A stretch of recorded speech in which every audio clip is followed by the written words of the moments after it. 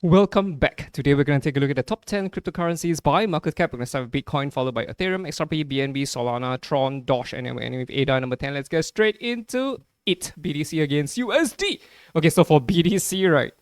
For BTC, I think we're already in a bearish trend, right? This is as clear as it gets. Okay, what I mean by that is, if you look at BTC, right, you're already under the skinny pink line. Oh my god, there was a rally that attempted to go higher, but it did not materialize, and so this happened. If you shifted to the weekly, you will see that this is a very big red body coming on for BTC. So my guess is we're going lower. This is not it. We're very likely going lower. Moving back to the daily, you'll see that this is a very noisy area. So my expectation is for BTC to hit to around 87,000. Right now we're at 95,000. There's still more downside to come. So if BTC drops, very likely a lot of coins are going to be dropping as well. But if you were to look at BTC dominance, right? BTC dominance is in a bearish trend. But BTC is in a bearish trend. So it's a bit funny, right? Normally when BTC's trend is bearish, dominance should be rising, but not this time because we're already under the skinny pink line. So BTC dominance is bearish, which is good for alts, but only selected alts are showing strength. You need to be able to identify the strong alts from the weak ones, because BTC dominance is showing us that more likely than not, alts are going to overtake BTC's dominance. That's what it means. Of course, the largest alt of all is Ethereum. So Ethereum is not as weak as BTC. Ethereum is at a skinny pink line. Yes.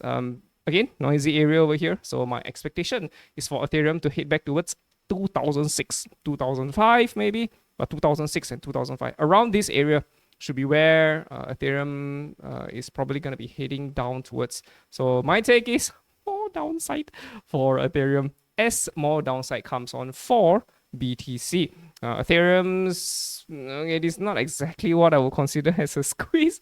Yeah, we have to take things one step at a time for Ethereum. So the assumption is for Ethereum to form a 1, right? 2, hopefully a 3, and a 4, and a 5 going up towards 10,000. We were actually anticipating a squeeze over here, but I don't think we're going to get that anymore. It's no longer what we expect it to be. So that's Ethereum for you. XRP is also relatively stronger compared to BTC, but there's this long wick down, which I suspect that XRP could be heading down towards as well, right, to about $1.23, 24 cents. We're at $2.24 right now, so this is $1 more towards the downside. It's almost 50%. So we're under the skinny pink line. Trend is largely bearish, so I would expect potentially more downside to come for XRP. But I just don't see the chart pattern yet. You can argue that this is something like a head and shoulders in the making, potentially, right? But a skinny pink line will be our guide. As long as you're under it, we're going to remain with a bearish bias for XRP. BNB against USD. Here we are for BNB. Okay, so BNB is very strong because we're still above the skinny pink line. Ethereum has crossed. XRP has crossed. BTC has crossed, BNB has yet to cross. So BNB is relatively stronger compared to everyone else. However, BNB is also forming mountain ranges. Mountains, 1, 2, yeah, it's something like a head and shoulders as well. So left shoulder, there's a head, there's a right shoulder.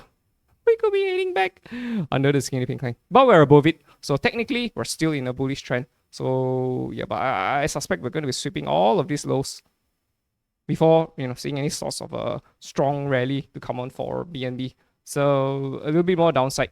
Sol against USD. Here we are for Solana. Okay, so Solana is another one that has a very unique proposition potential. A, B coming down for C, D, E. This whole thing could be a very big squeeze coming on for Solana. Right. My expectation is for Solana to clear these lows. So I've circled these lows over here. I think Solana is going to clear these lows. Over time, you're going to see consolidations and continuation, bearish towards the downside. And I think a very nice entry will be at around 110, around that area. Plus minus, it could be 111, 112, it could be 108, 107 as well. But as long as we don't take out these lows, this is a beautiful squeeze. Beautiful squeeze in the making. So yeah, so now looks potentially to be in a squeeze. Tron has just touched the skinny pink line. Just. And there's a rally. I suspect that Tron is also going to come back lower. Tron could also turn bullish though. Something like Solana as well, right? A, B, C, D, E. And then you go higher. For sure, right? Tron is just not as volatile. So when it falls, it's also not going to be as volatile as well. So Tron is kind of like a stable coin. Doge against USD. Here we are for Dogecoin. Dogecoin is also weak. It's also under the skinny pink line. This to me is a rising channel. If the preceding trend is bearish, the subsequent trend more likely than not will be bearish. So yeah, noisy area over here. We're expecting Doge to hit to about 10 cents. I think we're probably going to sweep this weeks though, the lows of the weeks. So yeah, I'm still biased bearish for Dogecoin. ADA against USD. So here we are for ADA. ADA is just, again, not as volatile as you would expect. Again, there's the week here, the 10th of October week. Are we going to clear these lows? Any chart patterns for us to work with? So stay freaking safe. Hope you guys have a great week ahead of you. See you in the next one. Ta-ta!